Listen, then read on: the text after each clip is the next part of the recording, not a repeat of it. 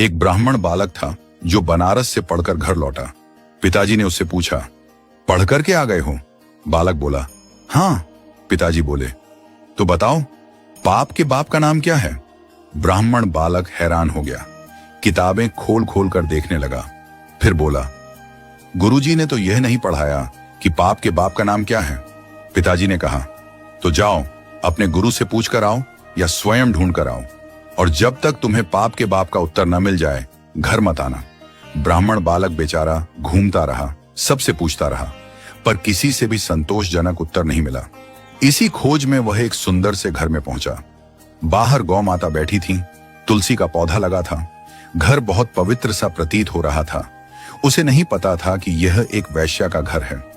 उसने सोचा, थोड़ा अन्न जल ग्रहण कर लूं, फिर यात्रा आगे बढ़ाऊंगा। भीतर गया, बैठा। वैश्या ने जल पिलाया।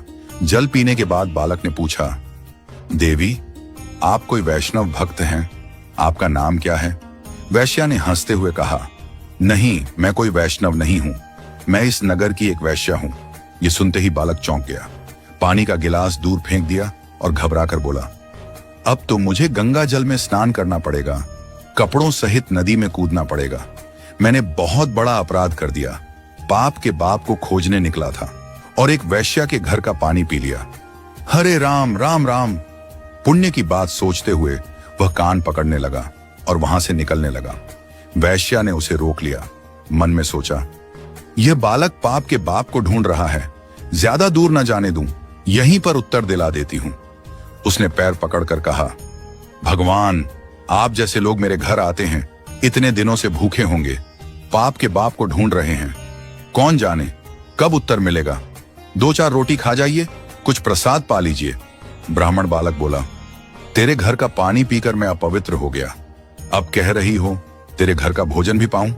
वैश्या बोली, महाराज, मैं आपको दक्षिणा में 5 सोने की मोहर दूंगी, अगर आप मेरे यहाँ का प्रसाद पा लें तो। बालक सोचने लगा, पाप तो हो ही गया है, जनेऊ तो बदलना है, नदी में स्नान तो करना है, प्रायश्चित करना ही है, तो क्यों ना कुछ दक्षिणा भी ले लूं। 3-4 दिन तक बाहर रहूंगा, कुछ तो चाहिए ही। वैश्या ने रोटी बनाकर थाली में रख दी। बालक जैसे ही खाने बैठा, वैश्या ने उसका हाथ पकड़ लिया और बोली, महाराज, मेरा मन है कि मैं अपने हाथ से आपको खिला दूं, और यदि आप ऐसा करेंगे तो 5 की जगह 15 सोने की मोहर दक्षिणा में दूंगी। बालक ने कुछ सोचकर मुंह खोल दिया, ठीक है, खिला दो।